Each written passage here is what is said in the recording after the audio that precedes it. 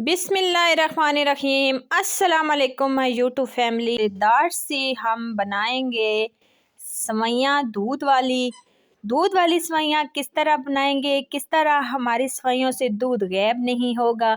अक्सर जो है वो ये होता है कि सेवैयाँ दूध वाली बनती हैं, सख्त हो जाती हैं या फिर जो है वो दूध गायब हो जाता है।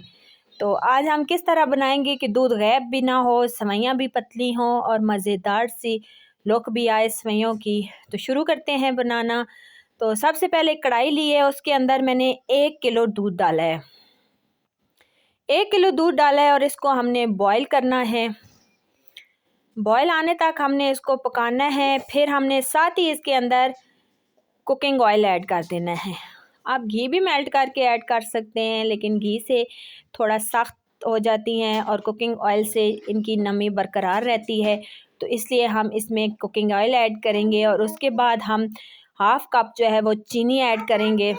बॉयल आने तक हम इसको पकाएंगे। बॉयल आना शुरू हो चुका है। तो अभी हम इसमें जो हमने सवैयाँ रखी थी उनको अलहदा हमने बर्तन में साफ़ किया है कि उसके अंदर कोई चीज़ ना हो। तो ये ज़रूर कीजिएगा। अक्सर जो है वो सवैयों में बाल आ जाते हैं या कुछ गंद वगैरह होता है, तो वो साथ ही पैकेट समेत हम इसको अंदर डाल देते हैं और वो अंदर से ख़राब होती हैं। तो सारी सवैयाँ फिर ख़राब हो जाती हैं। दूध और चीनी और घी सब ज़ाया हो जाता है। तो इसी तरह हम इसको पकाएंगे। बॉयल आना शुरू हो चुका है। हल्की आंच कर देंगे, लो टू मीडियम फ्लेम पे आंच करके हम इसको पकाएंगे ताकि अच्छे तरीके से हमारी सवैयाँ गल जाएं। सवैयाँ हमारी गलना शुरू हो चुकी हैं और मज़ेदार सी लुक हमारी सवैयों की रेडी हो चुकी है, पक चुकी हैं, गल चुकी हैं और दूध भी देखे बरकरार है उसी तरीके से।